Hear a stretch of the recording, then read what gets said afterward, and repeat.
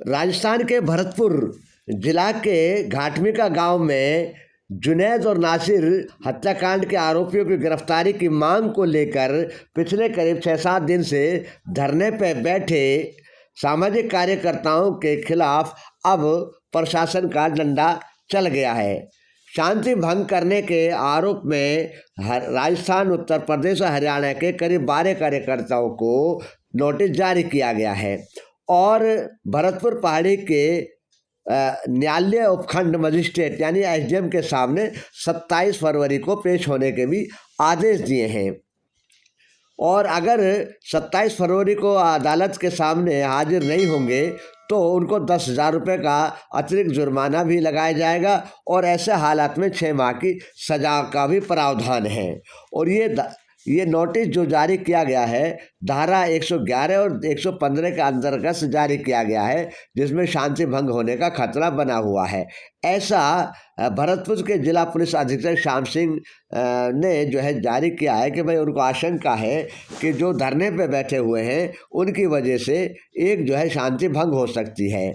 और जो एसडीएम ने, पहाड़ी के एसडीएम ने जो नोटिस जारी किया है उनमें ह्यूमन राइट्स जस्टिस एसोसिएशन के राष्ट्रीय अध्यक्ष वसीम अकरम मेव हैं, अलवर मेव पंचायत के संरक्षक शेर Mohammad, Maulana Hanif, Maulana Jabir, chartered accountant Mukhtar Khan, master Fakhruddin, Kamil Khan, Nisar Ahmad Masra, Saddam Khan, Asar Khan, rice खां व चांद जोधपुर के खिलाफ धारा 111 और 113 के अंतर्गत एसडीएम पहाड़ी ने जो अदालत है उसने ये नोटिस जारी किया है। और अगर तामील नहीं होती है और वो पहुंचते नहीं है तो उन पर अतिरिक्त जो है जहां 10,000 रुपये का जुर्माना लगाया जा सकता है और 6 माह तक की सज़ा हो सकती है।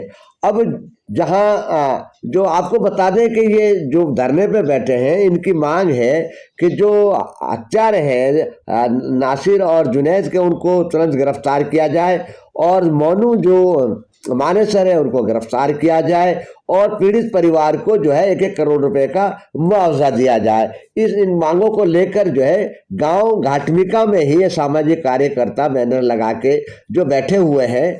लगता है कि जहां सरकार को उनकी मांगे मानने की बजाय उनको डराने धमकाने का ये आरोप लगा रहे हैं। इस तरीके से कहा है कि कार्यकर्ताओं को कहना है कि सरकार को जहां उनकी मांगे माननी चाहिए बल्कि उनको एक डराया धमकाया जा रहा है और वो किसी भी कीमत पे डराने धमकाने से नहीं मानेंगे और चाहे कितने दिन हो जाए जब तक मांगे पूरी नहीं होंगी तब तक वो धरने पे जारी रहेंगे। अभी ये तो समय ही बताएगा कि सरकार कामयाब होती है या सामाजिक कार्यकर्ता जो कामयाब होते हैं, लेकिन जो मांग है उनकी जहाँ तक लगती है कि वो एक किस्म से जायज़ है, क्योंकि उनका कहना है कि एक तरफ कन्हैया लाल के मृत परिवार को जो है 1 करोड़ का मुआवजा दिया जाता है और यहाँ पर 15-20 लाख का। देख रहे खबर हक टीवी के लिए यूनुस अलवी की रिपोर्ट। यहाँ जो बैठे हैं उनसे पूछते हैं आखिर धरना क्यों देना पड़ रहा है, कि आपका नाम क्या है और ये धरना क्यों शुरू किया गया है? मेरा नाम जाबिर है जी और ये धरना इसलिए शुरू किया गया जो हमारे भाइयों के साथ में न्याय होना था वो नहीं हुआ, क्योंकि हमारे भाई तो चले गए और जिंदा जला दिया गया, लेकिन सरकार ने मुलजिमों को गिरफ्तार नहीं किया। एक मुलजिम को गिरफ्तार किया है, आज नमा रोज लग रहा है और उसको भी शायद कल कोर्ट में पेश कर दिया है और बाकी मुलजिमों के नाम जारी कर दिए और जो मेन वो है मुलजिम उसका नाम निकाल दिया इन लोगों ने। तो ये सरकार सीधा सट्टे भेदभाव कर रही है। और जुनैद और नासिर के अगर मुद्दे पे हम बात करें तो ये भेदभाव बहुत एक अलग तरीके से किया गया है। राजस्थान में ऐसी घटनाएं उदयपुर में हुई जो कन्हैया लाल की थी, उनके लिए अशोक गहलोत जी उनके घर जाते हैं और उनके लिए क्लर्क लेवल की एक नौकरी देते हैं दोनों बच्चों के लिए, और उसके बाद में उनको 1 करोड़ रुपए मुआवजा देते। पहले 50 देते, फिर उसके बाद में 50 लाख और दे देते हैं।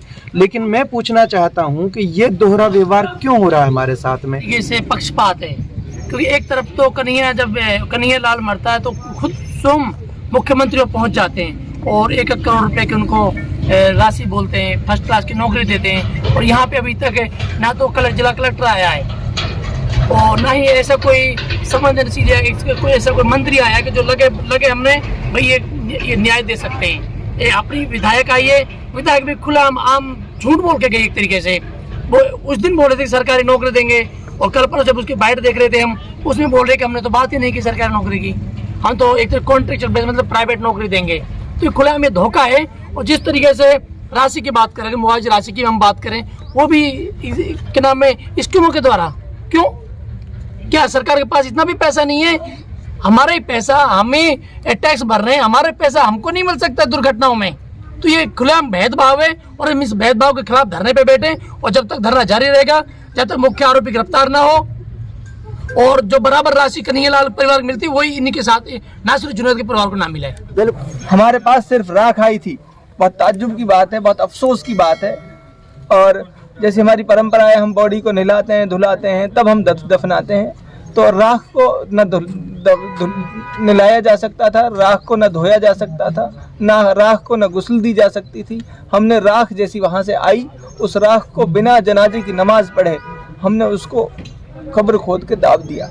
तो तदफीन हमने राख की है बेसिकली। तो हमारे जैसे बहुत सारे साथी ये कह रहे थे कि जो ये राख हमको मिली है, ये राख हमारे भाइयों की हमको मिली है, इस राख को अगर हम 4 दिन बाद भी दफना देंगे। बहुत बार ऐसा रहता है कि जो बॉडी है वो सड़ने का, गलने का उसका डर रहता है। बहुत इज्जतदार घराने की बेटी और बहुत इज्जतदार घराने की बहू बिरादरी के सामने ये वादा करके जाती है, और मैं अकेला नहीं हूँ, पूरे हजारों लोग इस बात के गवाह हैं, पूरा इलाका इसका गवाह है।